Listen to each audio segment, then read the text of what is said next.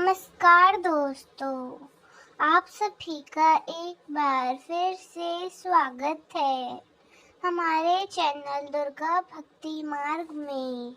आज मैं आप सभी को सुनाऊंगी अभिमन्यु गर्भ कथा भाग 2। पहले भाग में हमने सुना अर्जुन और सुभद्रा ने गर्भ में ही अभिमन्यु को कैसे संस्कार दिए, जन्म के समय उसका आगमन कैसे किया गया, बालपन में उसकी परवरिश कैसे की। अब अभिमन्यु की शिक्षा की यात्रा आरंभ होती है। यह कहानी उस योद्धा की जिसने माँ की कोख से ही धर्म और युद्ध का पाठ पढ़ा और अब समय था उस पाठ को साधना में बदलने का। अर्जुन और सुभद्रा का वह पुत्र जिसके जन्म के समय वेदों की रचना गूंज रही थी, अब धीरे धीरे बालक से योद्धा बनने की राह पर बढ़ रहा था। छोटी सी आयु में ही उसकी मुद्रा ऐसी थी मानो ध्यानस्थ ऋषि हो। उसकी आंखों में वो गहराई थी जो किसी अनुभवशील आत्मा की होती है। उसके खेल, उसकी बातें और उसका मौन हर पल जैसे किसी बड़े प्रयोजन की तैयारी कर रहा था। जब वो 7 वर्ष का था तो एक बार अर्जुन ने उसे ध्यान मग्न देखा। ना कोई शब्द, ना कोई गति, बस एक ऐसी सदी हुई सांस। अर्जुन चकित रह गए। उन्होंने पूछा, पुत्र क्या सोच रहे हो? अभिमन्यु ने धीरे धीरे आंखें खोली और बोला, पिताश्री, मैं उस 7वीं परत को समझने का प्रयत्न कर रहा था जिससे आपने गर्भ में रहते ही अधूरा छोड़ा था। अर्जुन की आंखें नम हो गई। वह समझ गया यह बालक केवल जन्म से नहीं, आत्मा से भी योद्धा है। अब समय था उसे शिक्षा देने का, न केवल शस्त्र विद्या की बल्कि तप, संयम, पर ब्रह्म ज्ञान की। अर्जुन ने उसे भेजा गुरु कृपाचार्य के पास। गुरु ने जब पहली बार अभिमन्यु को देखा तो कहा, यह बालक नहीं, एक झलकी हुई लौ है। इसे बुझाना नहीं, साधना सीखनी होगी। कृपाचार्य ने उसे सिखाया ध्वनि की दिशा से शत्रु को पहचानना, घोड़े की चाल से उसके मन की स्थिति समझना और ध्यान के माध्यम से अपने भीतर की शक्ति को जागृत करना। अभिमन्यु हर शिक्षा को ऐसे ग्रहण करता जैसे वह पहले से ही उसके भीतर थी।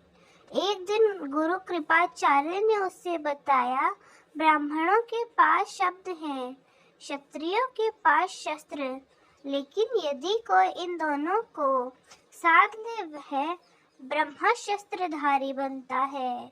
अभिमन्यु ने पूछा, गुरुदेव, ब्रह्मशास्त्र कौन देता है? कृपाचार्य बोले, ब्रह्मशास्त्र कोई देता नहीं, वह आत्मा से फूटता है।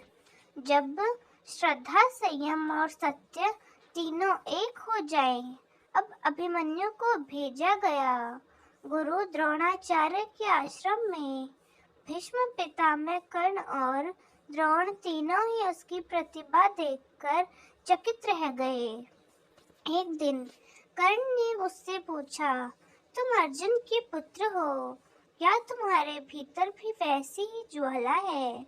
अभिमन्यु ने मुस्कुराते हुए कहा, मैं अर्जुन पुत्र जरूर हूँ, लेकिन मैंने युद्ध की भाषा गर्भ में सुनी थी और उसमें भय सिखाया नहीं गया। कर्ण मौन हो गए।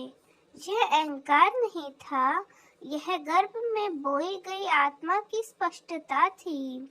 श्री कृष्ण को जब यह समाचार मिला कि अभिमन्यु ब्रह्मशास्त्र सीखना चाहता है, वे स्वयं द्वारका से आए। उन्होंने कहा, अभिमन्यु, ब्रह्मशास्त्र केवल हाथ में नहीं, हृदय में जागृत होता है। और फिर उन्होंने उसे ध्यान की एक विधि सिखाई, ब्रह्म स्वरूप ध्यान, जहाँ आत्मा अपने शुद्धतम रूप को अपने दैवत्य से जुड़ जाती है।